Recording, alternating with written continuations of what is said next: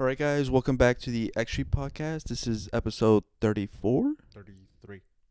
33 with your hosts, Jerry and Jesse. It's 33, right? Let me check. I gotta check it real quick too. 33, yep. Yep. Great number. Good number. Who had 33? Couldn't tell you. I just like number 3. But we're gonna go over the Champions League table, the previous results, because we haven't really had an episode dedicated to the results specifically for the Champions League, and that's what we're gonna do this one, and then we're gonna go over some probably 2 news stories that came out. Yeah, and then we're doing this now especially because the upcoming weeks is what everyone hates. International break, Yeah, it's awful. where we take a break from football, sadly, and focus on other sports like NBA. We could catch up on that because I haven't been catching up. Football, we have fantasy league. Yeah, NFL. Let's not talk about that. Let's move on from. Yeah, Jesse's 2-6, and I'm not 2-6. I have 3 wins. oh, 3 wins. 3 wins. Chances is creeping up. Just saying. Listen, it's been a bad year for me. Let us know if you want to see our team, but yeah, we'll go right straight into it. These past Champions League matches were pretty entertaining. Very surprising results. I'll say this. Yeah, I was right. There was 2 big upsets. I just didn't get one of them right. Okay. All right. This is Wednesday. All right. For some reason, no wait. Football has it weird. November 6th. That's Wednesday. Where's the one previous? You mean Tuesday? Yeah, I'm trying to find. It has info. I'm on the football website, and it has Champions League matches by date, October 23rd to November 5th. November 5th is the Tuesday matches. Then I had to go to the next page to see the Wednesday matches, which is not great UI, but yeah. The first one off the bat, honestly, this is the one I want to talk about. PSV Eindhoven 4-0 against Girona. I didn't think it would be that close, or that not close. That big of a difference. There was a huge difference. Girona couldn't get anything going in that match. Yeah, it's really surprising because we thought Girona. We understood beginning of this year that there's gonna be really big bumps in the road for them, especially because they basically are transitioning into a whole new team, and we expected Michel to take time to develop and create the chemistry with the team, but they've been really hit or miss this season because at certain points it looks like the ship has been riding, but then it just goes off course again. Definitely. So it's a huge not even upset. It's just a bad match for Girona. They gotta get their things together.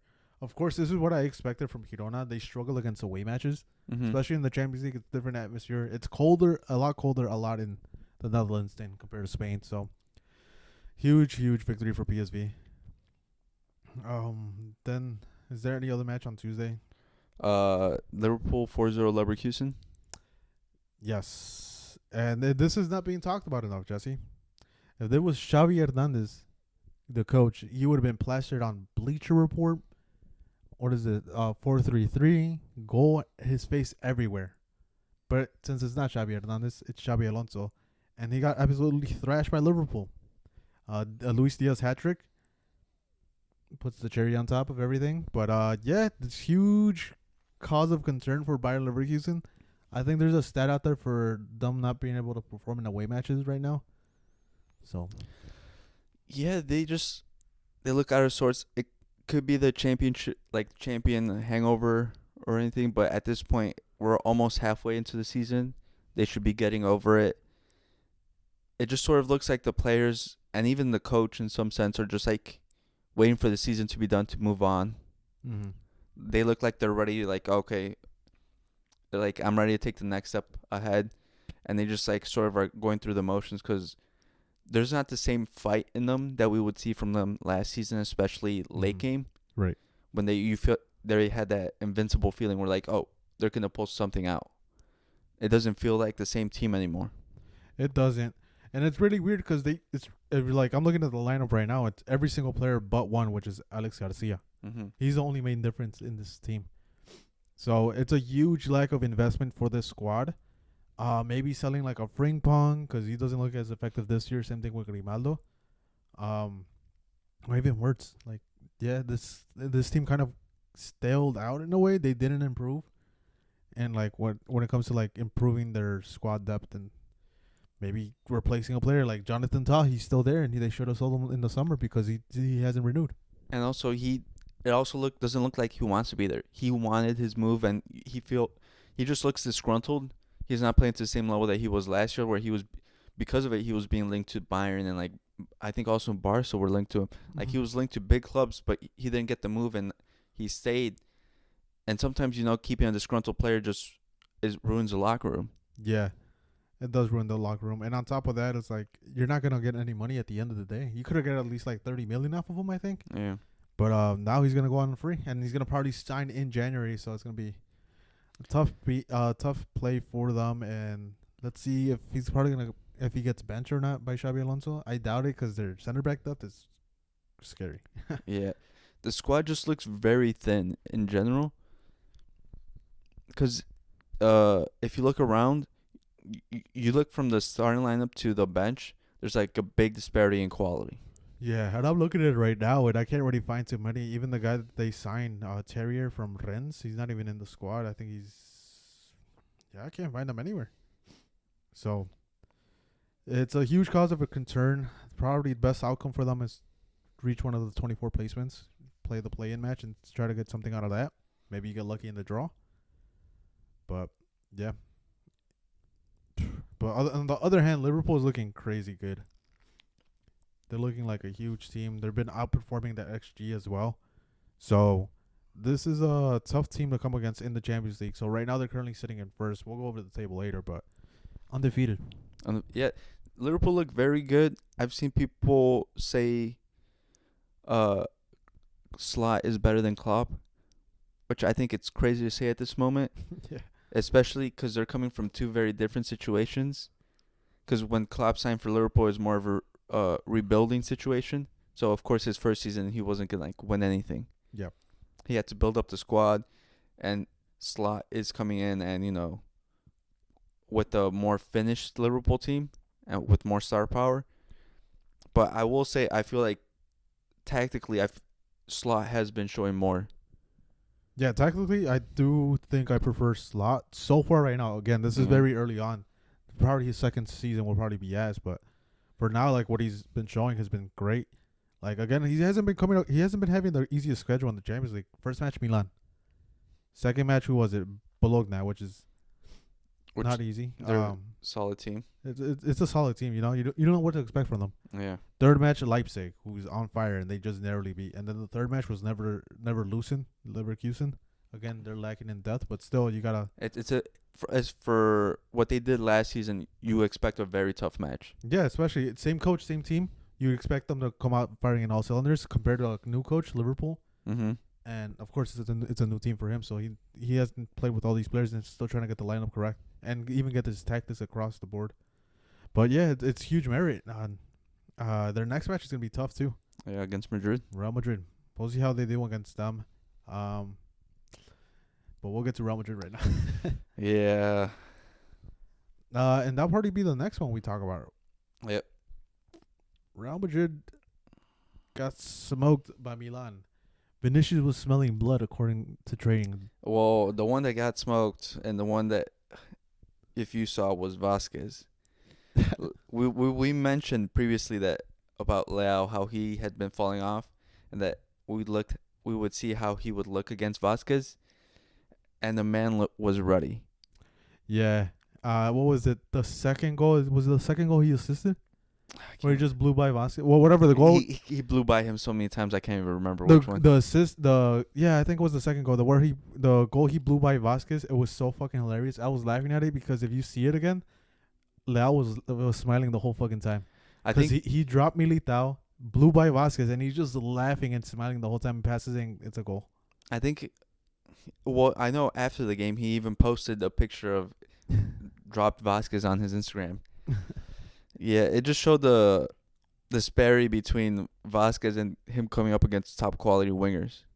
Yeah, and it was kind of precedent too. It was precedent because the Barca game when the Clásico again, Vasquez was the outlier in getting fucking blown past by when they actually decided to put Rafinha on that side. So maybe Milan caught on that, and they're like, oh, just cook, bro, because he wasn't getting any help from from Valverde, because Valverde had even tried to attempt in the try to create something in the attack, which kind of sucks for him because he's kind of everywhere on the pitch, to be honest. Well, yeah, but yeah, it just felt like the disparity between the situations the current teams are at, because Vasquez just showed that he wasn't meant to be in the starting lineup, Mm-hmm. and he shouldn't be going up against top quality wingers at all. Yeah, and this is a Milan again. This is a Milan team that's been struggling in the Champions League. They've lost 2 matches. They've won one before this match, and now they're 2-2. So they're wrecking the race in this. We'll go over the table later on. But yeah, they it gives them a huge boost in confidence because again they're playing in Santiago Bernabéu, so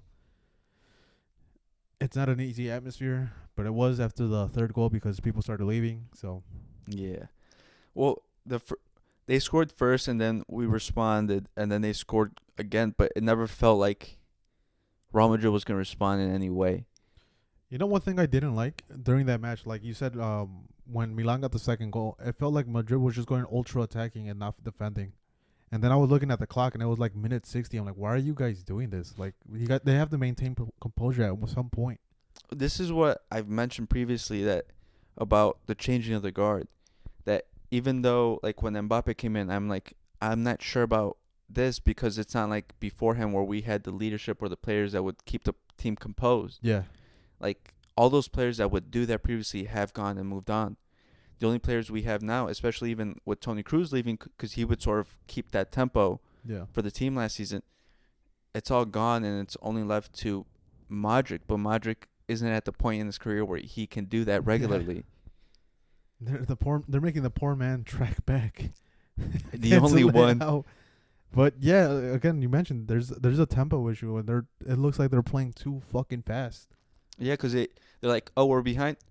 It's fine. We're Real Madrid. We'll just keep on attacking, and then, and it's like they have one gear, and they don't realize, oh, there's different gears in football, and that you need that to be able to create a variety of attack. And if not, you're just gonna get scored on against you. Yeah, and yeah, they're just getting gas at this point, which is, in my opinion, I love it because again, I'm a Barca fan, and you're gonna see that these guys are gonna regret running all these fucking sprints when you're just down by 1 goal when you don't need to run that many. Yeah, but I feel like the problem with them is like in the midfield, where they're just constantly running and they're trying to create like this counterattacks, but I'm like, there's not the same quality of passers as there was before. No, there wasn't. Kind of frustrating to be a Madrid fan. I can see it, but I love it at the same time. But yeah, they were talking about how like there was like an atmosphere in training of revenge, this and that. Vinicius Jr. and then he had to come out and do it against Osasuna. Yeah, and then there's I don't even want to talk about the other one. Which one? You know who I'm talking about? Who? The turtle. Mbappe? Yeah. Yeah, that man looks lost. Yeah, I don't know. I wouldn't be surprised if you guys sell him. He's not. You don't think he'll ever be sold? He's Florentino's project. He brought him in.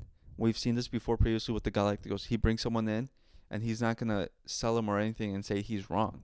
Oh. He's gonna keep pushing it, and especially I think he's not gonna do it now, because that would be admitting his mistake, because the presidency race is, I believe, next year. Mm-hmm. So he's not gonna do that and give something his opponent can attack on. You think he will ever sell Vinicius? I think he'll more likely sell Vinicius than he'll sell Mbappe. Like this again, hypothetical. Summer hits right now. He's like, all right, Mbappe's playing on the left wing because that's his preferred position. I'm selling Vinicius. You think that's a possibility? I think it's highly more likely than Mbappe. I think it's actually very reasonable, because I think also for Vinny, it'll help to get away from like so much spotlight from Real Madrid. True. I think he'll go to Saudi Arabia because he had the $1 billion offer. Well, yeah, he could go there, or the Saudi of Europe, PSG. PSG, true. But damn, yeah. So Mbappe's just ass, bro. I said it too. People were saying get ready. You said it too. I think you're probably the biggest advocate that to not sign Mbappe, and people were calling you crazy. when will people listen to me? I'm like, he's gonna ruin the structure of the team. The locker room's gonna go off, and then It's already starting. yeah, and then it completely unbalance the team.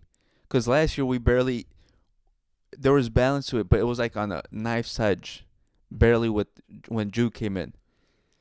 But now it's all taken away because Jude's taken away from his favorite position. He's playing more defensive and also like tracking back a lot. Even against Barca, he was playing as a right middle. Like Right wing back. What do you mean right yeah, middle? Which is funny because I think that's Valverde's probably best position, and he's not getting play there. well, actually, his wife tweeted because people were saying, "Oh, put Valverde back in the right," and she tweeted like, "When will you guys learn that he's best in the six?" And I'm like, oh, well, I don't know about that. Yeah, he's probably just defending his wife. Oh, his husband. Yeah. But going on to the next match, it's one we called and one we called forever. Hope you guys put fucking money on it. I think everyone in the chat and the not the Moist Boys, the Backshot Bandits was putting on it because I put my screenshot because I said it in the podcast. I put like $20 something on it, and I hit. And I put it in the chat. They're like, "Oh, how come you're not sharing your picks?" I'm like, "Dude, watch the fucking podcast." Dude, I've been saying it. We've been saying it. This is the one match I kind of guaranteed that Sporting was gonna play. The line was fucked up. They're saying Sporting is fucking ass, but Man City only has 13 fit players. We called it. Yeah, and we mentioned that this was gonna be Amorim's chance to prove what he's gonna do when he goes to Man U, and this was a perfect opportunity to get himself in good graces with the fans. And they got pretty ecstatic. Yeah, dude. Jokerit's hat trick, of course, 2 were from penalty. But still, it's like, fuck. You got to create those chances. And Man City was just on the back foot. Of course, they scored first. That's where I should have doubled down and put more money on it. Yeah, honestly. Because then the second half, that's when everything started happening. And then, but Jokic is hottest striker on the market right now. Yeah, and what team did he play for? I think he played for Sampoli. Because I'm looking at it right now. His career was pretty fucking interesting. Because he was at Brighton in 2019. St. Pauli on loan. Went back to Brighton. Then he was on loan to Swansea City. Then Coventry on loan. Back to Brighton. And then he got sold off to Coventry. So he was playing third division football. Sporting, whoever's doing the recruiting there, did an amazing job. Probably found him in Football Manager or something. But he did his fucking work, and he's one of the best strikers in the world. Yeah. There's nothing else being said, but I think Barca has his eye on it. Bayern Munich has his eye on him, and I forgot what other team. I think every team should keep an eye on him because it's not like we've mentioned previously. There's not a lot of good out and out strikers currently on teams in general. Yeah, and he went against Haaland, which again another top striker, but he came out on top. Doesn't need that many chances. He scores them. But very sad for Man City. This is probably their downfall. Because even in the weekend, they lost against Brighton, which I also won money on. Just watch the fucking pod, and I told you guys again. But, yeah. Again, Man City could have all this fucking possession. They had 73. Sporting said, all right, I give me the 27, and we won. Yeah, I think it's been showing more and more recently. Possession, it doesn't mean anything in the game anymore. Teams are actively giving it away for better chances. Yeah. And, again, like I said, it was pretty concerning when Man City scored first. That's when I was sweating. Mm-hmm. They scored very early on, and it was Phil Foden. I thought that was going to be, like, kind of the tempo of the match. Man City just scoring a lot. Because, a lot of possession. You get nervous. You don't have the ball. But, no, these guys found a way and just kept chipping at it. But, yeah, again, lack of depth of Man City. They're going to have to play multiple young center backs. They're playing Simpson Poussey. Yeah. I don't even know how to say his name. I never get it. I'll just say Simpson from now on. But an academy player, he looks good. But, again, doesn't look as composed. But this is, I feel like the biggest difference that we've seen from Pep, where in previous seasons, sure, he would introduce academy players, but it didn't feel like out of necessity. It was more like teaching moments, and he was surrounded by, the strongest team, so he would have the chance to be able to make mistakes and learn from it. Now I feel like he's been driven to a point where he has to start these academy players and hope they hit the ground running. Yeah, and this comes with a lack of sporting direction. Director, yeah, I think he just recently left, right? Mm-hmm. But even then, they were kind of still handcuffed with the market with all the charges happening right now. They do want to add a couple more.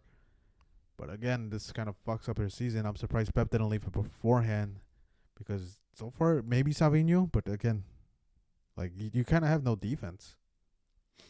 Again, the DM spot is the biggest one. No one expected Rodrigo tear his ACL, but I think right now there's rumors coming out that they're going after Subimendi. Well, I've seen that they've been going for Subimendi and also what's his name from Torino. The DM. Yeah, But who will be the cheaper option? Maybe the S- Torino guy, because Samuel Subimendi's 50 million. Samuel Ricky. Mm-hmm. He's currently, yeah, I saw him linked to Man City, Chelsea, and I think someone else. I think we're also linked to him, but he looks solid. But we'll see what Man City does in January transfer market. More than likely, they're gonna buy someone. They have to. Yeah, I think actually this upcoming January transfer market is actually one be the busiest that we've seen so far, especially because of these injuries. Yeah, there was so many injuries happening. Everyone's favorite players are gonna leave. Again, from the smaller teams. I mean, Yeah, I think smaller teams they're gonna have to watch out because they can be losing so many players, and so I think we're gonna be seeing a lot of more younger players and academy players be coming up and see them get more playing time. we'll see if Gyökeres stays for the January transfer market or leaves. I think he probably stays, but I know there's gonna be temptations from other clubs. I think if he does leave, it's gonna have to be a crazy offer because Sporting is such a good position right now to not sell him. Yeah. And again, we'll go over the table right now, but in the Champions League, they're in a great position. And then on Wednesday, another upset that we didn't expect. Which one? Bruges 1-0 Aston Villa. That one was a little AIDS though. Hey, but that's why smaller teams need. Yeah. If you haven't seen the mistake, it was a mistake. The Aston Villa player, who was it? The center back. Which one? The Brazilian one? No, it was Mings. Dibu Martinez played the ball from the goal kick, and then Mings grabbed the ball thinking he was going to be the one playing it. So he grabs the ball with his hand and places it down, and the ref calls a penalty. The same situation that happened between Aston Villa and Bayern Munich, where Bayern Munich grabbed the ball with their hand and they didn't call a penalty. So in the end, they got the call right. Kind of sucks that it was on them, and it's like the world comes around. Yeah. Did a whole 360 on it, and they're the ones that get the call. But yeah, it's kind of upsetting that this is how Aston Villa loses their first match in the Champions League. It's funny because everyone was expecting them to like lose it. Like I think even last match they were like against big teams, but it's Club Bruges, dude. Yeah, Club Bruges came out here and just causing commotions in the Champions League. But yeah, Aston Villa couldn't get anything going in this match. So again, so huge merit to Bruges. We're not taking anything of that away. They came from like a really random situations to score a goal, but they maintained the lead because they kind of nullified their attack afterwards. Yeah. Move on to Inter, Arsenal. Oh, you gotta mention Barcelona, bro. 5-2 against Red Star Belgrade. Oh wow, big match. Big match, dude. They scored 2 goals where Bromwich couldn't score 1. Yeah, I saw the guy said that. They tweeted that was hilarious. But yeah, it was more of a thing. But probably the biggest thing from this match was Lamine Yamal got a bone contusion on his Yeah, ankle. I think what was it, 2 weeks? Yeah, he'll probably be out for a minute. Well, not too much, but yeah, he skipped international break, which is a If you think about it, it's actually probably a blessing thank God. because I bet you that international break would have been a whole lot worse. Yeah, it kind of sucks too because we low key needed him yesterday. But yeah, he had a bone contusion, not too much, but he'll be out for a bit, 2 weeks at least, just in time for the international break, meaningless matches. But the next one was Inter again. I called it, Jesse. What? Of course, you're gonna call every fucking Arsenal loss. I'm not gonna say you're gonna call a win. Hey, listen. a successful hate watch is a successful hate watch. Big facts. And yeah, dude, Arsenal couldn't do shit. Chananoglu from the pen spot. And of course, this is kind of what we thought of going into the match. If it wasn't going to be too many goals, because Arsenal again playing what their so-called flying football. Yeah, apparently they play beautiful football. With Some best in the Europe. 4 center backs, 2 DMs. Yeah.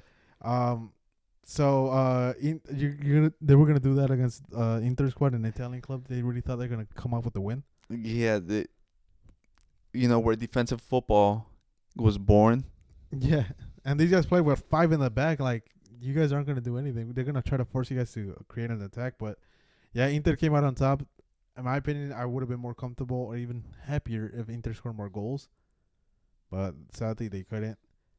What are your thoughts on the match? It was not fun because I always felt like Inter were just leaving themselves a little bit open, and especially from the recent fixtures where they just they were in similar situations, especially that Juventus, and they would have the lead or they would have the advantage, and then they would just give it up. And I feel like they gave it up for the whole second half. Second half of the match, and I just felt like they were gonna do it again, but luckily they didn't. Well, they kind of did get a lot of pressure on them, to be honest, because if you look at the XG momentum, or not the XG, the football momentum, kind of doesn't paint the whole story, but it gives you a little bit of it.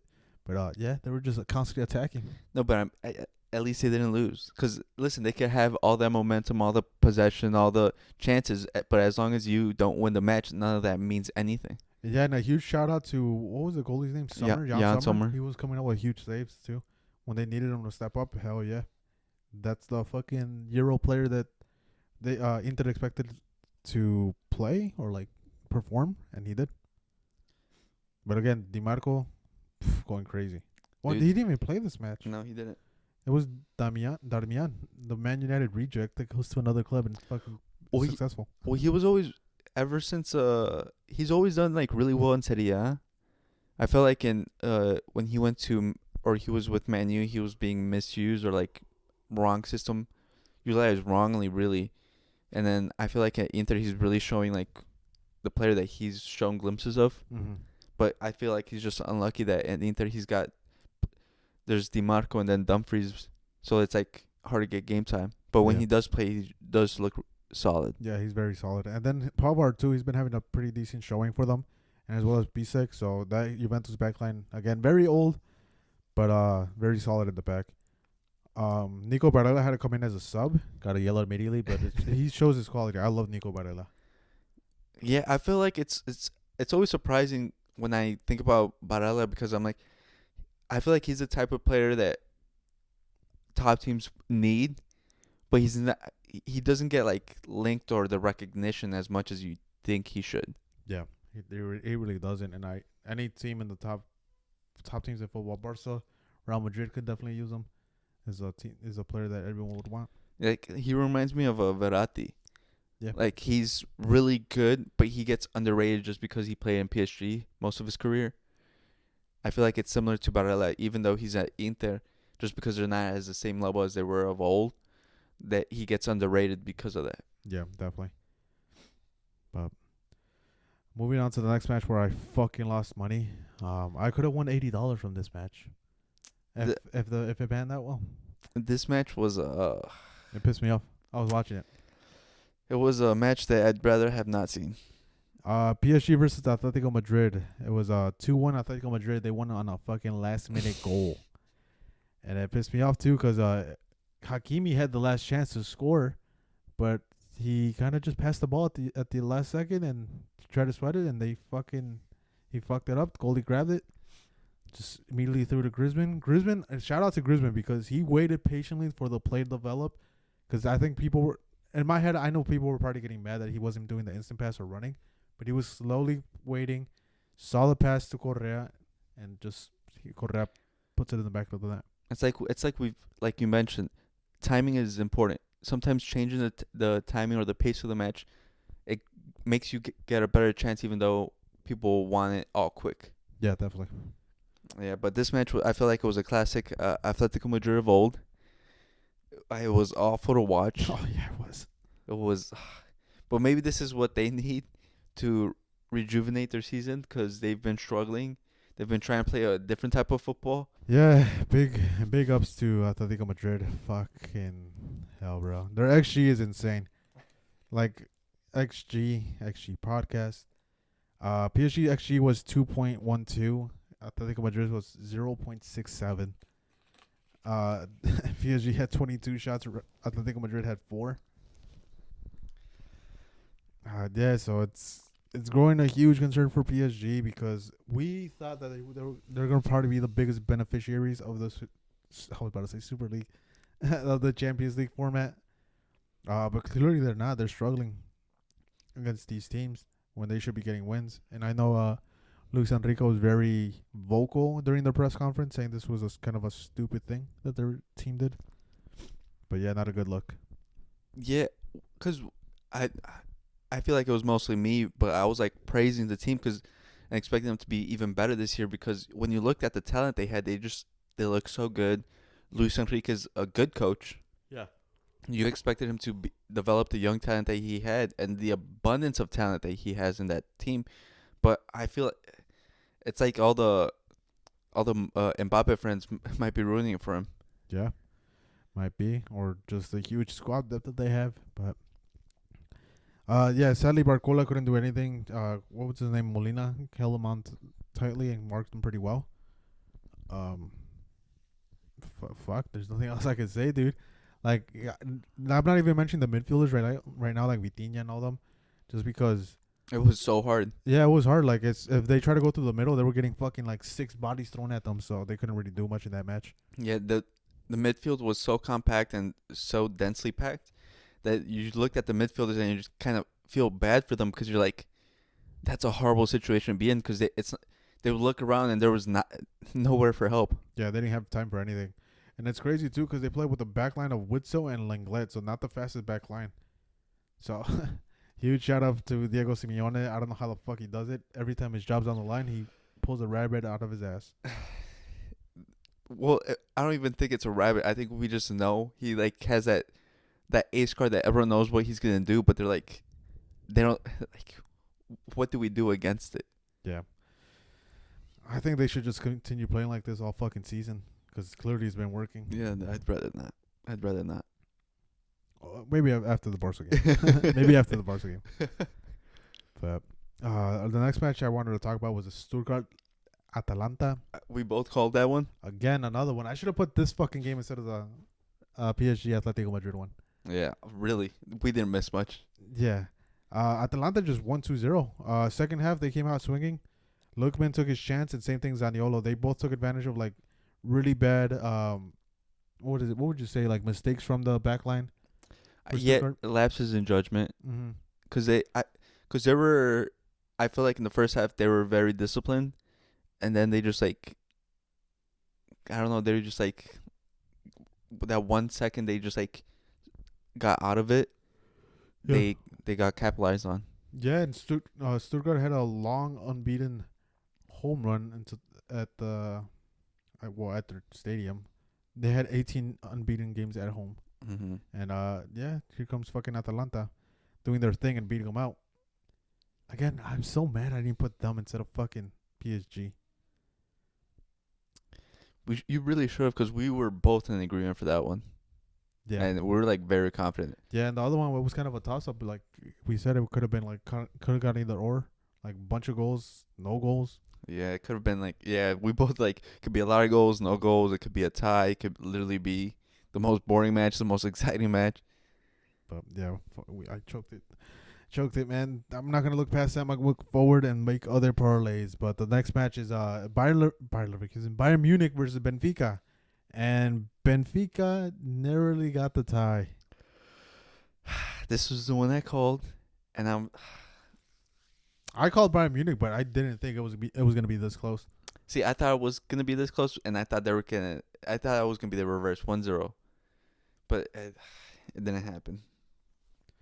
But yeah, there's not really much to say. It was just a 1-0 game, very tight knit game to be honest. Bayern Munich had a lot of the possession in the attack, but they just couldn't come up with anything concrete.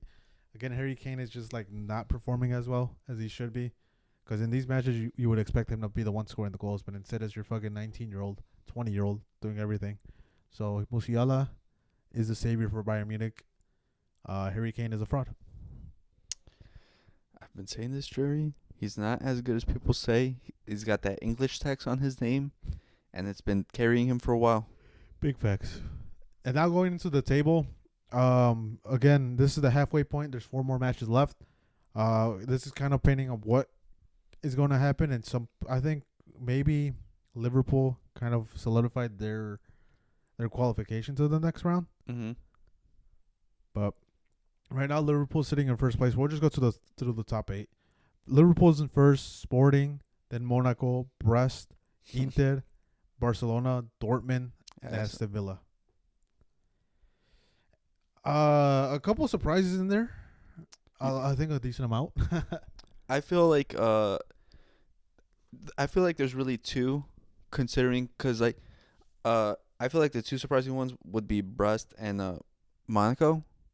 Mm-hmm. Brest, because besides the people that watch French football, no one really expected them to do this well. Yeah. And then also same with Monaco, they sort of have the recognition from old when they were initially buying players, and then we understood that they were really good at developing players. Because then they had those couple years where they made it into, what was it, semifinal? Mm-hmm. And now recently again they're showing that they have a couple good young players, like the one midfielder that's looking really good, 16, 17-year-old. But yeah, the rest I feel like, given the circumstances, they should be there considering form. I think Sporting's not that surprising because home, it's gonna be so tough to get anything out of them. Mm-hmm. And they're such a good coach team currently, so I'm not surprised that they're where they're at in the current situation. Yeah, I just wonder if Sporting is gonna be able to keep up, especially with the new coach. I doubt the new coach changes anything too much dynamically or tactically, but we gotta see too, because I think Amorim took every single staff member. Yeah, but yeah. So we're gonna have to see how they come out in the second half of the Champions League, and see how they react and try to maintain probably the top 8 position. Because again, that's every team's goal, to avoid those 2 extra matches. Yeah, but considering that the Amorim has a gentleman's agreement with Sporting that he won't sign any players from them, I think Sporting's in a good spot if they can keep their players in January. Yep, and I think they will. Again, I just want to see what tactics the new coach will bring, because I think that's probably the scariest part. See if they adjust anything tactically. See how the dressing room takes them in. Because again, it's a whole new staff. It's not like the assistant coach is rising up. Mm-hmm. So that's the shitty part about it. But again, Mourinho is trying to party secure his job at Man U and doesn't want a shitty situation where he doesn't have his whole staff involved. But to me, a huge surprise that they're in here is Aston Villa. Maybe they had the easiest schedule so far, but again, they had to beat Bayern Munich. That's probably one of the biggest, toughest matches. But we'll see how they continue with it. They had that huge blunder. Let's see if it doesn't affect them mentally. It's still Premier League games stacking onto their legs. We're gonna have to see with that. But yeah, Brest, of course, like you said, huge surprise. The only reason I'm not too surprised with Aston Villa is because of Emery, and we know his pedigree in European competitions. True. That's the only reason why. But also, I do expect him to fall eventually, just because of the later rounds. But that's it. Yeah. And you want to go through 9 through 24? Yeah, because it's such a congested midfield right now for them, for the players or the teams that we're gonna say right now. There's Atalanta, Man City, Juve, Arsenal, Leverkusen, Lille, Celtic, Dinamo, Zagreb, Bayern, Real Madrid, Benfica, Milan, Feyenoord, Bruges, Atletico, and PSV. It's tough. Any of these could still get in the top 8. Especially 9 through 16. Because there's not that many there's not that big of a difference because like from because Aston Villa at 8 has 9. Yeah, like what is it? 6 through 8 has 9 points. Then 9 through what? I think 16, like I said, has 7 points, so they could easily get back into the top 8. And even the other ones they're at 6, so one win and that's it. Yeah, So it's very compact. It's like I don't think they should be panicking yet, because it even though we're halfway, a good second half I think still gets you a chance. Like if you win out the next 4 games, gets you a good chance of making those top 8 spots. yeah. I think the minimum they have to win at least 3. Yeah. Try to get into those top 8 spots. But yeah, this is why I'm not a huge fan of this format, because it creates a huge sense of urgency.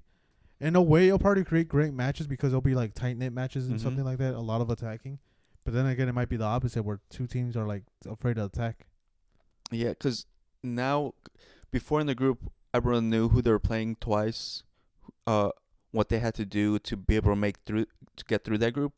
Now I feel like teams don't really know what keeps them safe, especially because it's the first year. They're like, there's not a certain points where they reach a certain amount of points. They're like, okay, we can sort of lay off the next couple legs of the to get through.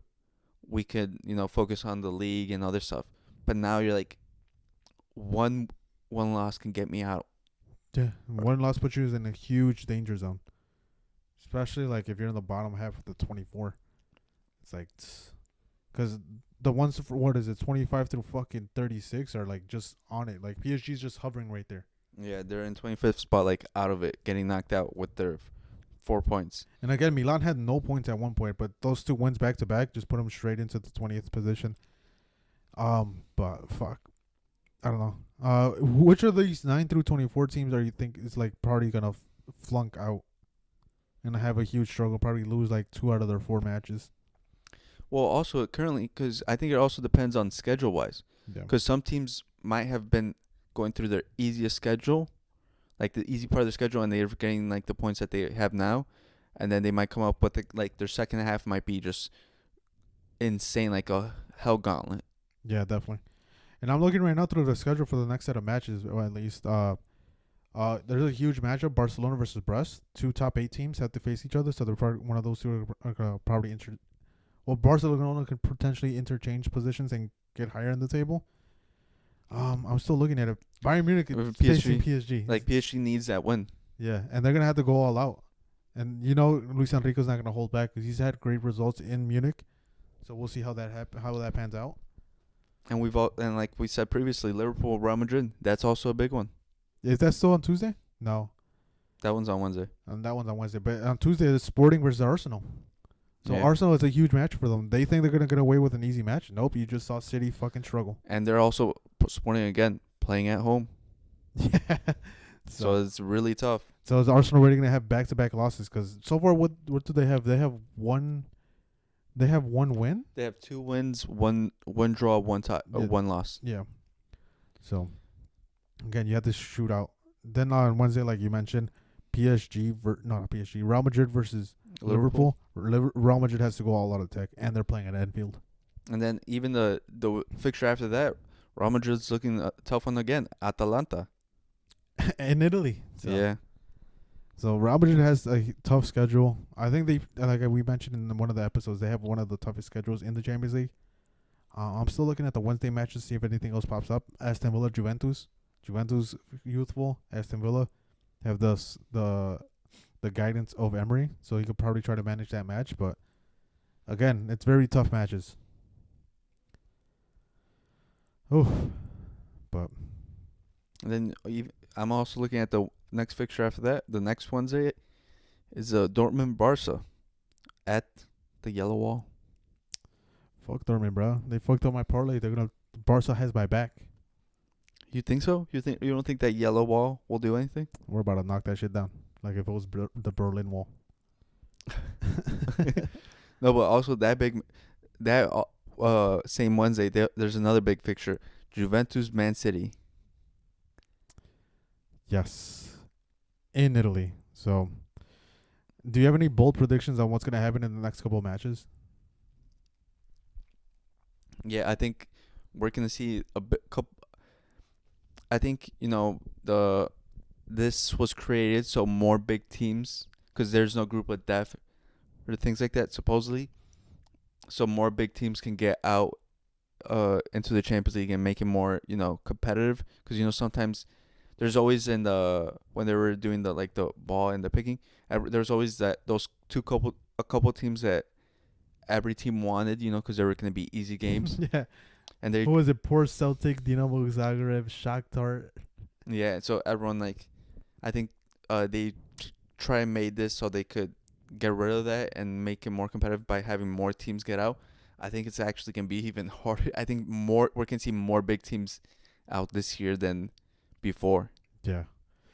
Yeah, it's gonna be interesting, especially even the qualifier match. Like right now, say it would start right now. It's Atalanta, Bruges, Feyenoord, Man City, Milan, Juventus. That's a huge matchup. Mm-hmm. Benfica, Arsenal, Real Madrid, Leverkusen, Bayern Munich, Lille, Dinamo Zagreb, Celtic. So it's gonna be like two potential huge matchups. Xabi Alonso in the Bernabeu again.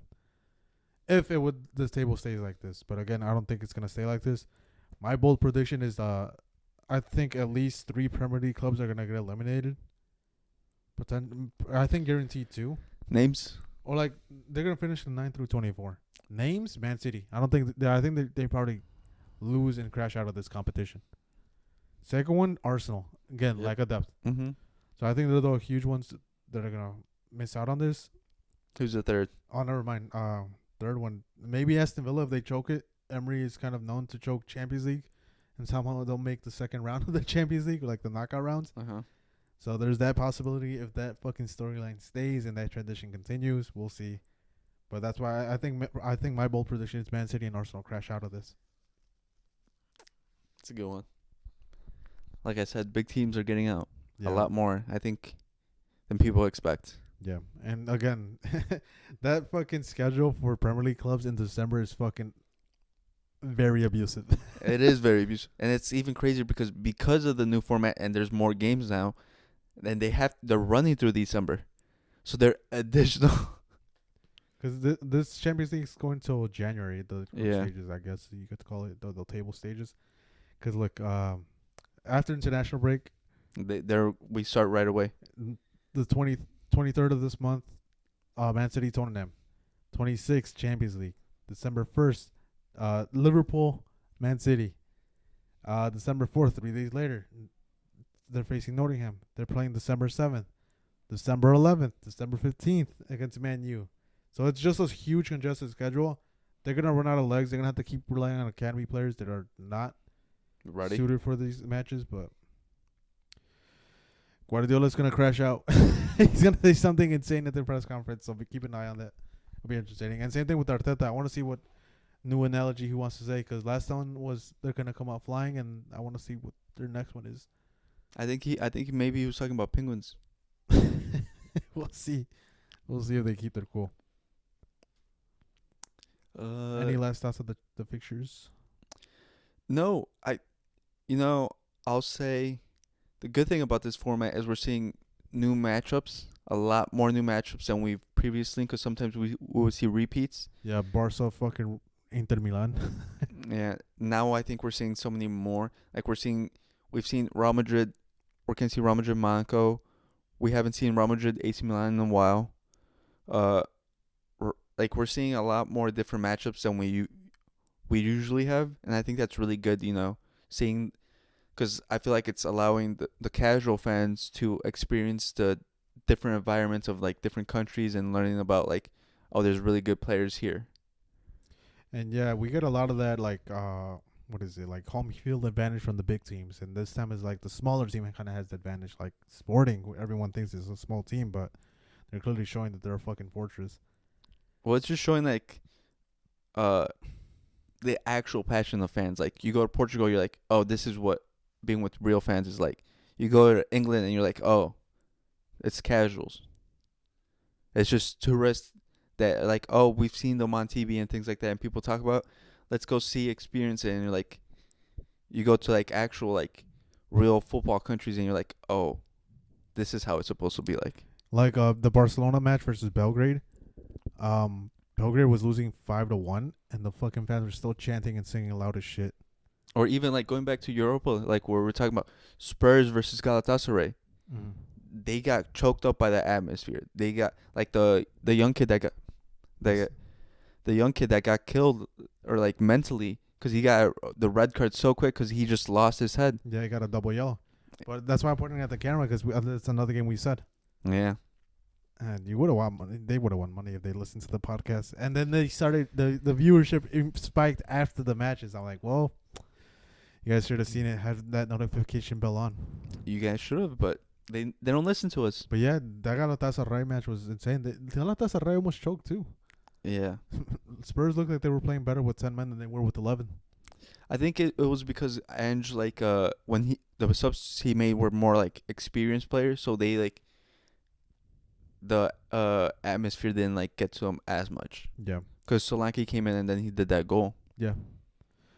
But one thing is Icardi lost his ACL during that match, which is kind of unfortunate because Osimhen came off, and I felt like Osimhen should have stayed on and Icardi should have came off. And yeah, they could have saved his ACL, but yeah.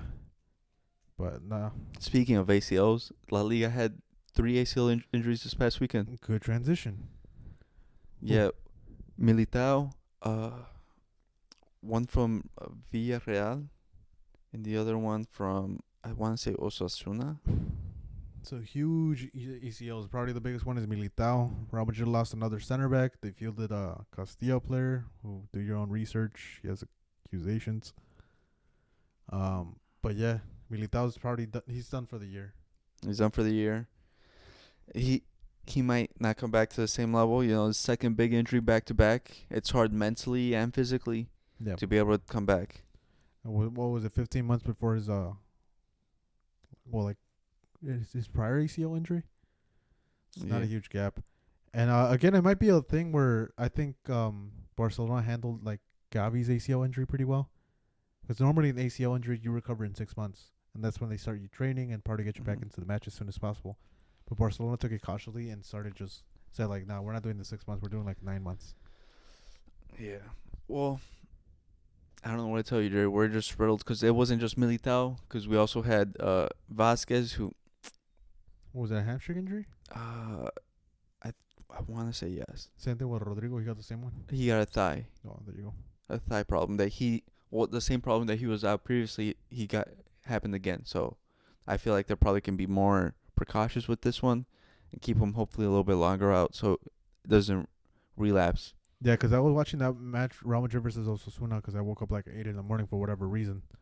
And Real Madrid was playing with a huge intensity, and I could see how they aggravated their injury. Vasquez, again, being old as shit, trying to play that fast and that pace will probably kill you.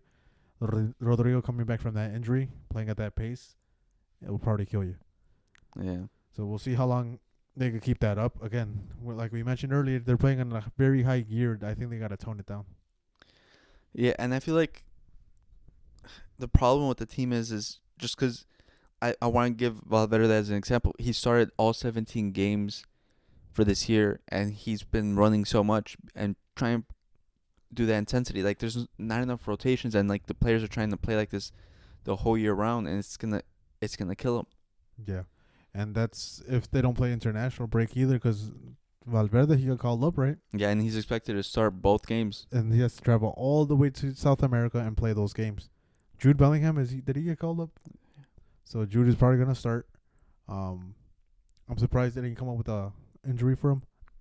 Which at this point I don't blame him, because again, we just went through the schedule for Man City. It's not that different for like La Liga players. Mm-hmm. Luckily, they have like a 2-week break in December. Yeah, but still. But then also compared to that, we also still have to travel to Saudi Super Cup for the Super Cup, and then who knows? Because they're also saying that we might.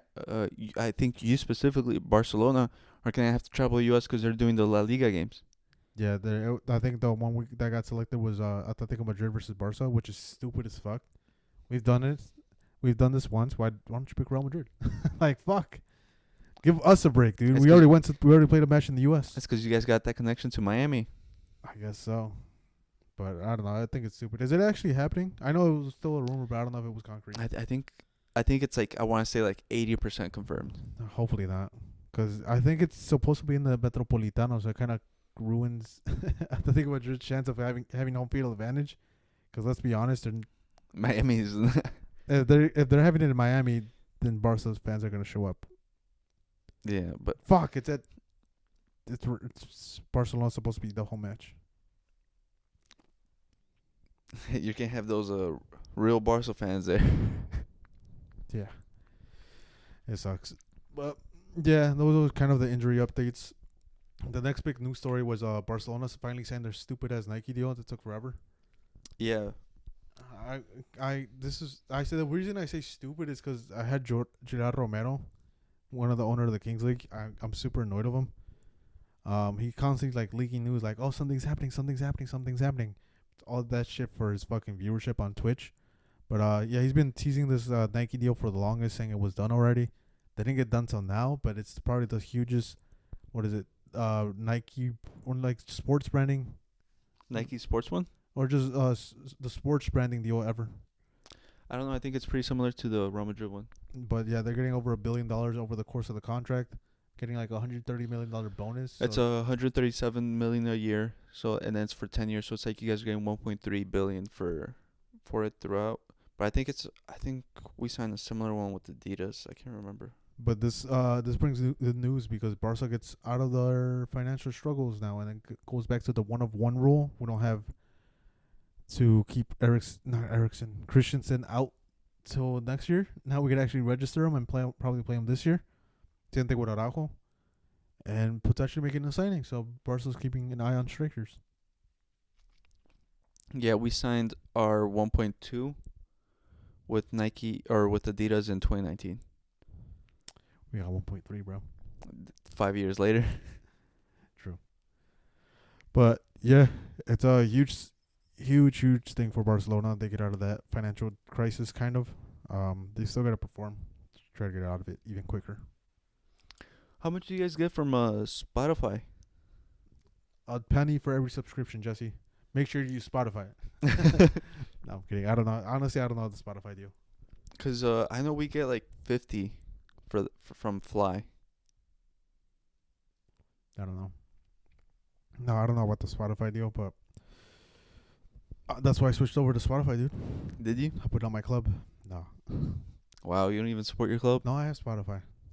Wow. I don't believe you now. I do. I have it right here. I play it on my Xbox. That's why I have Spotify. Well, no, let's bleep this out because, non-sponsored. If you want us to say the name, hit us up. Big facts. I will sell my soul. Give me that Raid Shadow Legends. Literally, Raid Shadow Legends. I love your game. love your game. I play it all the time. Just sponsor me. But you have any other closing thoughts? International break sucks. Arsenal sucks. Premier League's washed. And I think that's good. I have one. Fire oh my god, I can't say his name now. Eberflus. This is a stupid ass name. Fire the Bears head coach, please. Offensive coordinator. Shane Waldron, too. You're not safe. Shane Waldron. I never want to see you coach. Did you see the clip of him laughing next to Caleb Williams when they're down fucking 16 points? I didn't know there could be such a bad offensive coordinator coach until I met Waldron. Yeah. Bring me Matt Nagy back. Like, I'm being honest. Just put me on and I'll run Madden plays and I think we'll do better. That's what I was telling Chelly. Oh, yeah, you were there. And I'm like, Chelly, why don't they just steal someone's fucking playbook from Madden? Like, Jesus Christ. Tell this guy to stop wording his. It's so sad because we got all this hype for no reason. Because I was watching the college football and I was looking, I'm like, these probably offensive coordinators are probably better than Shane Waldron. Yeah, they are. They are. There's no doubt about it. And on top of that, too, we lost the year Caleb Williams because he's honestly getting sacked. Still playing with 2 minutes when there's like we're losing. There's no chance of us winning and getting sacked. Well, Eberflus is trying to keep his job, but Ben Johnson, please come over. Please. Like, please. And bring, what's his name? Bellamy? Yeah.